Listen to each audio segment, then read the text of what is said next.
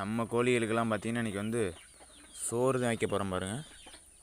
நல்லா சாப்பிடும், வச்சுருவோம். அது ரெடி ஆகிட்டேன் சாப்பிட்றது. சேவலாம் பாருங்கள் சாப்பிட்றதுக்கு ரெடியாக இருக்குது. நல்லா சாப்பிடு பாருங்க, பசியில் கிடந்துருக்குது.